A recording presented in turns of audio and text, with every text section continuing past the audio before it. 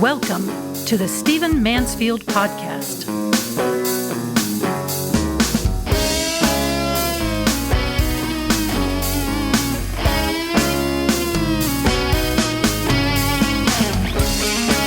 Welcome to the Stephen Mansfield Podcast. Great to have you with me. Man, have we had a revolution happen in our country. Things are coming at us fast. Let's get to it. I want to back up. I want to talk first about the attempted assassination of Donald Trump. You know the story. You've seen the film. You've seen the video. While Mr. Trump was doing a rally in rural Pennsylvania, there was an assassination attempt. A 20-year-old shooter, 150 yards away on the top of a metal building, fired. We now know that had Mr. Trump not moved his head slightly, had he not turned to his right and then tilted his head to the left slightly, his ear would not have been nicked or shot as it was, but the bullet would have gone through his head, almost certainly killing him. Thank God. We do not want any American president assassinated. Secret Service hurried him off the stage, rushed him away, and that would have been the end of it. Of course, the shooter was shot immediately by somebody, probably the Secret Service. But what's come about afterwards is really two things. First of all, any president who is shot, upon whom there is an assassination attempt, I don't mean to be crassly political, but if he survives and if he is courageous, he or she is courageous in the act, in the process, their stock rises dramatically. Donald Trump was shot, lost his shoe, got kind of hunked over by the Secret Service, huddling around him and ushering him off the stage. And at one point he turned to the crowd, raised his fist, and mouthed, "Fight, fight, fight." This has rallied the troops. And I tell you, these moments are important. Again, I'm glad he was not killed. We're grateful. I'm glad the shooter was taken down. But that moment will become iconic. They happen without us catching them.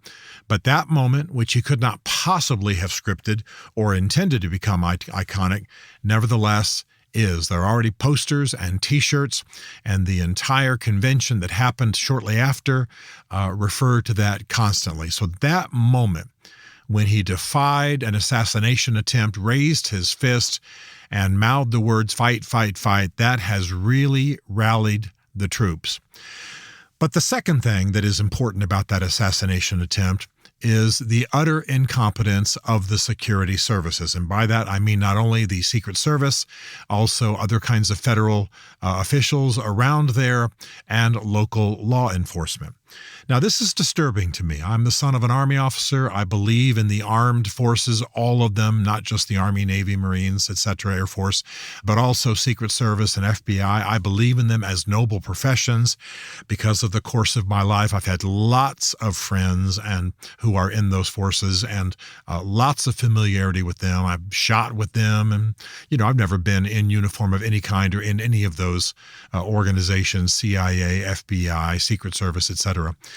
But I will tell you that living in D.C. and having a lot of friends who are in those organizations, they have great concern about the state of the Secret Service. And by the way, I want to just say quickly, given what I'm about to say, that most of the people I know in the Secret Service are black. And this is important because I'm not hanging around with a bunch of racist bubbas who want to take off the head of, an organization trying to be engaged in some kind of equality. But the complaint that they have, now these are people inside, of course, whose names I would never mention, but these are people inside who say, first of all, the Secret Service has become a political football. It got moved out of the Treasury Department during the George W. Bush administration. It's now part of Homeland Security, which, as I think we're all aware, is so badly run by Secretary Mayorkas. By the way, this is the same Homeland Security that runs our southern border. That there was an impeachment attempt against him because of sheer incompetence, not because of his political views. So it's disturbing to my friends who are in the Secret Service that the Secret Service is badly led and is often used as eye candy, often used in sort of a political way. And it's disturbing to them because they care very much about it. The other thing they say, and remember now, this if I have 10 friends in the Secret Service, 8 of them are black, they also say that it has become a DEI baby. In other words, that's their way of saying, look, we want equality. We want people to be fairly treated. We want fair hires from all kinds of universities and all kinds of professions, people of every color and gender. At the same time, you can't promote people who are incompetent just because you want, and you know my love for Native Americans, but one of them said, just because you want a Native American doesn't mean that Native American is qualified, or a black guy, he said, or a Jewish European woman, or whatever. He was going through the list of possibilities. You understand the point he was making. And he said this happens a great deal in the Secret Service because they're so visible. But clearly on the day of the attempted assassination, you had absolute incompetence on view. Now, I'm sure that many of these agents are well-trained and good, and I saw a number of them show tremendous heroism and tremendous skill. But we also saw, and I'm sorry it was a woman, because I believe in female agents and know some, but one woman simply couldn't holster her pistol. She couldn't holster her firearm. She put her body between harm's way and Donald Trump. That's to be commended. But then because either her flak jacket, her body armor got in the way, or she was a little bit corpulent, I don't know, frankly. It'll take experts to watch that video, but she tries 3 or 4 times to holster her firearm and can't do it. I mean, that's pretty stunning. They're slow getting off the stage, I am told by the experts. They didn't keep formation getting to the car. And of course, the biggest issue is not so much that. I think my estimation is they did the best job they could do, given that Trump, by the way, was wanting to make a political statement at that point. But they did not do the prep work that is normally done. They did not secure the scene. You can't have a high ground 150 yards from a president, not with AR-15s abundantly available in our society, which are very long range. And that's exactly, by the way, what the shooter fired. You can't have that person 150 yards away on elevated ground that nobody is paying attention to. And we now know, because we've seen the videos, that many people in the audience were trying to say as much as 30 minutes before the rounds were fired that there was somebody on that building with a weapon. They were trying to call the attention to law enforcement and the Secret Service. And by the way, there's disgusting video of local law enforcement seeing the guy, talking about him, this is well before he fires, and not being able to get over or around the fences that led to the building. So my friends in the Secret Service say, yeah, we are played badly, DEI hires, a political football. And then, yeah, there's a hierarchy of who gets the best agents. And the best agents, according to my friends, and I called some other folks who also are close to Secret Service and in Secret Service, and they said, yeah, there's no question that Trump was denied protection that he requested, his people requested, and he did not have the A-team that day. That doesn't mean every agent there was not A-team. I don't want to disparage all of them. Not only had there just been a NATO gathering in New York that required a great deal of Secret Service, but also the First Lady was in Pennsylvania, and she got pretty much the A-team. Of course, the president always gets the A-team, but she had a lot of the A-team. And then, of course, Trump was just further down the ladder, no question about it. So a disturbing day, but a day that then gave Trump a chance to make a statement. There will be investigations. There should be. A senator in the state where I'm sitting right now, Nashville, Tennessee, Marsha Blackburn, is on fire about this. The chairman of the Homeland Security Committee is Mark Green, congressman, again, from where I'm sitting right now in Green Hills, Nashville, Tennessee. And they're on it. I'm guessing that the director of the Secret Service will lose her job, but will there be substantive reforms? That's what we're going to need. Okay, number 2. We had a fiery GOP convention. It was well orchestrated, well scripted. It was definitely a Trump fest. He apparently has saved the world. I'm mocking, of course. Definitely the worship of Donald Trump. Some beautifully scripted moments, some great speeches, some tender moments. It was very, very well done. And no question, they got a tremendous bump. Of course, Trump had announced that J.D. Vance was going to be his vice president nominee. He's a good man. a man who served in the Marines, went to Yale Law School, went into private business, raised in the poverty of the Appalachians, very pro-Trump, very right-wing. Much I disagree with him about, but he was a good choice politically for Trump. The problem in that convention, I will tell you straight up. I mean, whether you like Trump or not, just analyzing politics for a moment, the problem in that convention was the speech that Trump made himself, his convention acceptance speech, his nomination acceptance speech. In the first 28 minutes or so, I thought we were seeing a Donald Trump who had been mellowed and tenderized a bit, possibly even tenderized towards God because of the assassination attempt. He had a patch on his ear. He seemed to be a little gentle. He honored the fire chief who was shot with the same round that was supposed to kill Trump. It was all very tender and very sweet and very American, and we all loved it. And I thought for a moment, maybe God is working. It was part of my thought. Maybe this man has genuinely been humbled, as people often are, by a sense that he was delivered from death.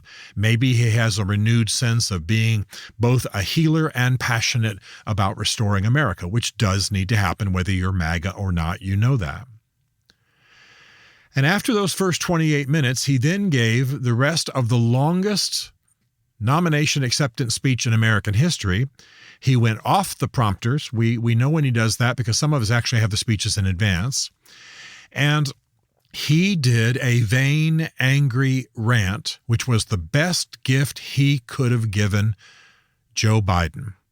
If he had been calm and in his right mind and disciplined and tender and sensitive and kept his fire but talked tenderly about America and how he'd be willing to shed blood for his country and et cetera, if he had not gone after his enemies, if he had not promised vengeance, if he had not, promised payback, et cetera, if he had not been on a vain, angry rant, I think he really could have won the day and gained ground. Instead, he gave the other side the best gift he could have given them. And the reason is that they were able to say to America, see, he is as unhinged as we think he is.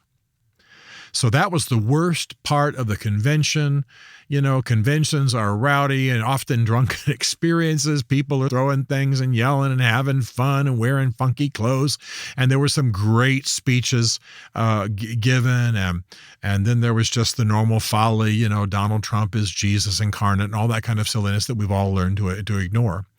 But bear in mind, as you walk away from the convention, Trump did the most damage to himself. Nobody was going to back away from him because people were overblown in their support for him or talking about him like he was God or any of those things. And by the way, the grandparent moment, some of the best moments ever on film for Donald Trump. However, he damaged himself with a hour-long rant that was attached to a 28-minute pretty good time at the beginning. And that will be referred to time and again. In fact, if we don't see video of that in the Democratic convention, I'll be shocked. And then came something that was a bit of a surprise. Now, I expected, I did not say it on this podcast, but I expected that Joe Biden would, as he says, stand down. I expected that would come. I think he's genuinely ailing. I refuse to pick on the elderly. I refuse to make age jokes. I refuse to do it. I've done a podcast for men on the Great Man podcast talking about ageism in our society and how we need to honor the elderly. And we're even supposed to, according to Scripture, stand in their presence as we greet them and so on. I believe in honoring the elderly, honoring the aged. And I think our country is going to have to get a grip on that because we're about to have a lot of people in the latter decades of their lives. So I'm not going to pick on Joe Biden, but I believe not only was he weary, but he was genuinely ailing and that the pressure would come to have him step down. And then I was told by somebody on the inside that it would happen within 72 hours, and that was on Thursday, and sure enough, that's when it happened. So I'm not claiming to be prescient about all that, but I'm not surprised that he stepped down. And by the way, this was done once before in American history. Lyndon Baines Johnson resigned in 1968, and his polls shot through the roof. He became a hero at that time. And that's exactly what's going to happen to Joe Biden. He's going to be seen as an American hero. I got up this morning, as I do every morning, and read the Washington Post. I read the Washington Post and the Wall Street Journal every day. Remember, the Washington Post is kind of my hometown newspaper, so it's not that I read it because I think it's ideal in its reporting about events, but because it's also talking about restaurants down the street and people I'm going to meet and things like that. And so I read the Washington Post on my iPad every day. I read the digital print version, by the way, which I enjoy moving around inside of. And so he's going to be a hero, and the reviews and the editorials, no question, are already taking it in that way. And he did a noble thing, and I am grateful to him because he needed to step down, painful though it was, and I'm sure he will have moments of agony. But he's got another 6 months basically as president, and then he'll step out of the White House. He, of course, endorsed Kamala Harris. And this is going to change the nature of the current presidential race, and it's going to change it substantially. And conservatives and Republicans had better pay attention to what has happened. Republicans wanted to run against Joe Biden, who was showing weakness and ailing and blew that one, the first and now the only debate. But they got Kamala Harris. Now, she only polls slightly better than Joe Biden in a run against Trump, so he has the upper hand.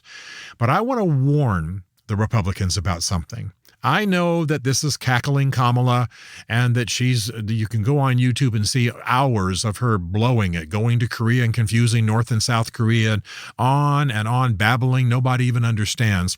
But this woman also has the ability to right herself, to set herself straight, and to do well. Let's review her just for a moment, and then I'll talk about what I think might happen. Kamala Harris is often called black. She's not actually. Her parents are a combination of ethnicities that gives her darker skin, but she's not actually African American. I could care less. I'm thrilled to have women and women of color in our American government, and so I don't make much of that. But it will be an electoral strength for her. She's from California. She's smart. She's from a broken home. She's pretty. I mentioned that broken home because she has some sense of connection to those who are hurting and those who have gone through divorce. She's good at talking about that. She went to Howard University in Washington, D.C. and then graduated with a law degree from the University of California. She became eventually, after working in local government, she became the district attorney for San Francisco and ultimately the attorney general for California. She then ran for the Senate in California and won. And then, of course, from that platform, she became vice president of the United States. So this is a woman with a pretty deep resume, lots of government experience. She's pretty good at what she does. Now, I don't agree with her politically about almost anything and will never vote for her. But I want to make clear that this is a woman who is belied sometimes by the dancing and the laughing and the joking around. But I will tell you that as she was going after Supreme Court nominees a couple of times, I'll tell you, she did well. She asked one of the best questions of any Supreme Court nominee when she said to one of them, and I don't agree with her. Don't misunderstand. I'm not agreeing with this woman, but she was going after a nominee's view of abortion, and she said, is there anything in law that requires the controlling of a male body, or that governs or applies a law to the conduct or control of a man's body? She's making the point, of course, that this Supreme Court nominee was pro-life and therefore believed that the law does apply in some way to a woman's body. You understand the point she's making. That was smart. That was well done. She did it clothed and in her right mind without cackling. She was fierce. She was tough. She was smart. She can do it. And she has matured while she's been in office. Now, she makes me crazy because where I work a lot in the communication side of politics, I work in policy too. And so the speaking, the communicating, the interacting with the camera, the interacting with crowds, this is all important. And I know that elections can be lost that way. And she has blown it time after time after time. She's embarrassed our country. And I was furious with Joe Biden, not just because I disagree with him politically, but because he put her within a heartbeat of the presidency. Well, now we see what's happened. I don't think that she's going to to be a good president, but the question we want to answer right now is, can she make the presidency at all? Can she get elected? Well, I don't believe anyone in the Democratic Party is going to be willing to sideline a woman of color who's been vice president of the United States. In the eyes of the American people, and certainly the eyes of her party, the progressive side of her party, that would be unbelievably bigoted. Well, Joe Biden, the white male, has stepped down, so let's sideline the woman of color with a deep resume, and let's put somebody else in, Joe Manchin, who's having to change parties to go back to the Democrats so he can even consider running. It's not going to happen. She's going to be the nominee. She's going to pick a smart vice presidential nominee. They're going to team up well. They're going to look good on film. I'm sorry to say it that way, but politics is a lot about images. She's going to work hard. She's going to sharpen. By the way, part of the smarts of running her, part of the genius of running her is that she can spin the Biden-Harris war chest. They've got hundreds of millions in the Biden-Harris war chest, and it can't be spent if she doesn't run. But if she runs without him having resigned, then they can use all or most of that money. It's a huge war chest. And of course, she's already gained a great deal there's already been about $50 million given to her just since the announcement was made. I'm recording this on a Monday. The announcement basically was made on a Sunday. So I'm only within 36 hours of when it was made. She's already, that war chest has raised another $50 million. People are excited. People are energized. Now, she's no Reagan in communication, and she's no Barack Obama in cool and style, but she has learned. She is an attractive woman. She can, upon occasion, be well-spoken. She will win some with people just by virtue of the fact she's a woman and a woman of color. And she will, I believe, the Democratic Party will rally around her. Now, if Donald Trump is as undisciplined in the rest of this race as he was in that speech the last night of the GOP convention, and if he is as insulting towards women as he tends to be more insulting when he's going after a woman. You've heard the nasty insults even about, blood coming out of places and all of that kind of stuff. Terrible. Mika Brzezinski and various female women in the press who would conduct the debates, and etc., as well, of course, as Hillary Clinton. He really can go off about women. And if he's nasty, and if he's undisciplined, and if he's vain, and if he's vindictive, he could lose this election. Now, there are people right now listening to this all over the world, not right now, but when it goes out, scoffing at what I'm saying. I'm not enamored of Kamala Harris, but I will tell you that Trump is so undisciplined, and I'm not sure it's a lack of discipline that J.D. Vance can fix, although he's very good. But if Kamala Harris tightens down her game, upgrades her game, chooses a smart VP nominee, they team well, they have big money, and the Democratic Party rallies and shuts up people like AOC and others who think that there's been some kind of an in-house coup, and if Donald Trump is as undisciplined as he was at the convention, you got a horse race when you shouldn't have a horse race. This woman has huge negatives in her record. There's a lot of rumors about her personal conduct I won't get into because I don't play those games in politics. This woman has contributed and actually laid a legal foundation for much of the criminality that is rising in California. I could go on and on and on. There's no reason that a good candidate, a good Republican candidate, shouldn't beat her and beat her handily.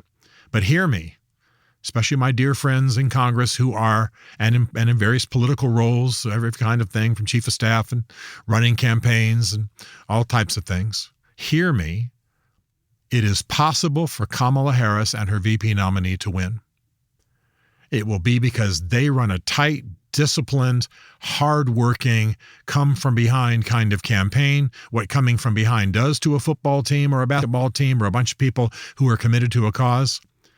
And Donald Trump is already showing arrogance and insult and a bit of dislike of women and a vindictiveness that turns Americans off. And he could lose. Right now, I'll tell you that I predict Trump wins. But it's not it's not in the bag. So stay tuned. Keep watching. Keep paying attention. We've had about 2 weeks that have turned the tide of American history. Let's see what happens together.